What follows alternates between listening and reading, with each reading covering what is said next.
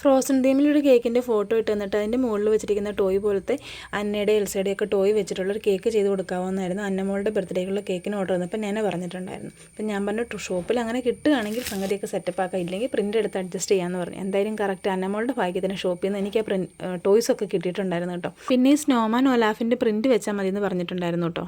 പിന്നെ ഞാൻ പിൻട്രസ്റ്റിൽ നോക്കിയിട്ട് കുറച്ച് ഡിസൈൻസൊക്കെ നോക്കി എല്ലാം കൂടെ ചേർത്തിട്ടുള്ളൊരു ഡിസൈനാണല്ലോ ചെയ്തിട്ടുള്ളത്. എനിക്ക് സത്യം പറഞ്ഞിട്ടുണ്ടെങ്കിൽ ഇവരെക്കുറിച്ച് യാതൊരു ഐഡിയ ഇല്ല. മക്കൾക്ക് ഇവരെക്കുറിച്ചൊക്കെ അറിയാവുന്നതുകൊണ്ട് ഞാൻ രക്ഷപ്പെട്ട് പോകുമെന്ന് പറഞ്ഞാൽ മതിയല്ലോ.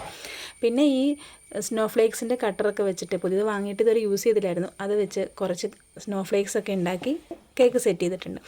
ഞാൻ പ്രത്യേകിച്ച് വേറൊരു കാര്യം കൂടെ പറഞ്ഞിട്ടുണ്ടായിരുന്നു കേട്ടോ.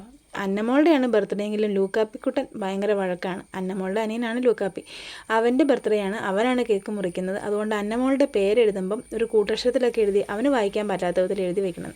അതെന്തായാലും നടപ്പുള്ള കാര്യമല്ലല്ലോ. അതുകൊണ്ട് ഞാൻ അവൻ്റെ വിഷമം മാറ്റാൻ വേണ്ടിയിട്ടൊരു കാര്യം ചെയ്തു. അവന് സ്പൈഡർമാനെ ഇഷ്ടമെന്ന് എനിക്കറിയാം. അപ്പോൾ കേക്കിൻ്റെ ബാക്ക് സൈഡിൽ ഒരു വെബൊക്കെ വരച്ച് ഒരു സ്പൈഡർമാനെയും വെച്ച് ലൂക്കാപ്പിക്കുട്ടൻ്റെ പേരും അങ്ങ് ഒഴിച്ചു കൊടുത്തു. എന്തായാലും ആൾ നല്ല ഹാപ്പി ആയിരുന്നു. അതുകൊണ്ട് തന്നെ ശരിക്കും ഒരു ഫൈറ്റ് ഒഴിവാക്കിയ കേക്കെന്ന് ഇതിനെ പറയാൻ പറ്റും കേട്ടോ. അപ്പോൾ നിങ്ങൾക്ക് എൻ്റെ വീഡിയോസൊക്കെ ഇഷ്ടപ്പെടുന്നുണ്ടെങ്കിൽ ഒന്ന് ലൈക്ക് ചെയ്ത് കമൻറ്റ് ചെയ്ത് സപ്പോർട്ട് ചെയ്യാൻ മറക്കണ്ടായേ. Thank you for watching.